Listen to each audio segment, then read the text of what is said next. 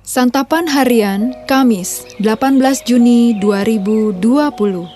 Hari ini kita akan membaca 2 Korintus pasal yang ke-11 ayat yang ke-7 hingga ayatnya yang ke-33. Namun, kita akan membacanya pada ayat yang ke-7 hingga ke-15. Sebelumnya, mari kita berdoa. Di dalam-Mu kami berserah penuh, kerendahan hati kami pun siap untuk menerima firman-Mu. Di dalam-Mu Yesus kami berdoa. Amin. 2 Korintus 11 ayat 7-15. Apakah aku berbuat salah jika aku merendahkan diri untuk meninggikan kamu, karena aku memberitakan Injil Allah kepada kamu dengan cuma-cuma? Jemaat-jemaat lain telah kurampok dengan menerima tunjangan dari mereka, supaya aku dapat melayani kamu. Dan ketika aku dalam kekurangan di tengah-tengah kamu, aku tidak menyusahkan seorang pun. Sebab apa yang kurang padaku, dicukupkan oleh saudara-saudara yang datang dari Makedonia. Dalam segala hal aku menjaga diriku, supaya jangan menjadi beban bagi kamu. Dan aku akan tetap berbuat demikian. Demi kebenaran Kristus di dalam diriku, aku tegaskan bahwa kemegahanku itu tidak akan dirintangi oleh siapapun di daerah-daerah Akaya. Mengapa tidak? Apakah karena aku tidak mengasihi kamu? Allah mengetahuinya.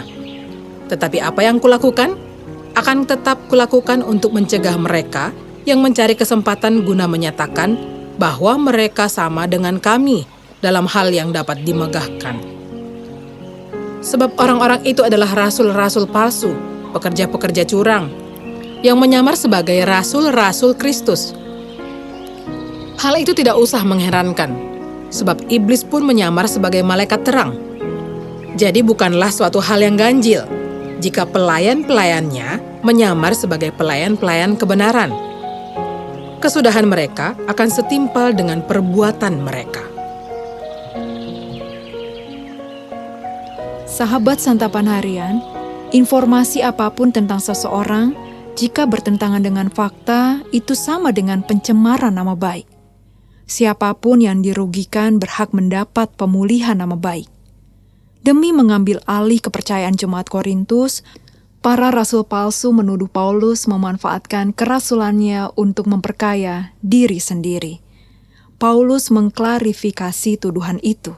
Sebagai rasul, Paulus menjalankan tanggung jawab kerasulannya dalam memberitakan Injil kepada jemaat Korintus secara cuma-cuma, bahkan dalam keadaan susah sekalipun. Paulus tidak pernah mengambil bantuan dari jemaat Korintus. Untuk melayani mereka, Paulus justru menerima bantuan dari jemaat Makedonia. Para pelayan palsu yang dengki, seperti yang pernah ada di jemaat Korintus, sekarang pun ada di mana-mana. Mereka menjadi rasul bertopeng kebaikan. Mereka tidak takut memanipulasi kebenaran untuk memanfaatkan jemaat. Mereka menyalahgunakan nama Tuhan Yesus untuk menarik perhatian dan simpati. Bahkan, mereka tak segan menebar fitnah terhadap pelayan yang benar. Gereja dan komunitas orang percaya harus peka dan waspada terhadap hamba Tuhan bertopeng kebaikan ini.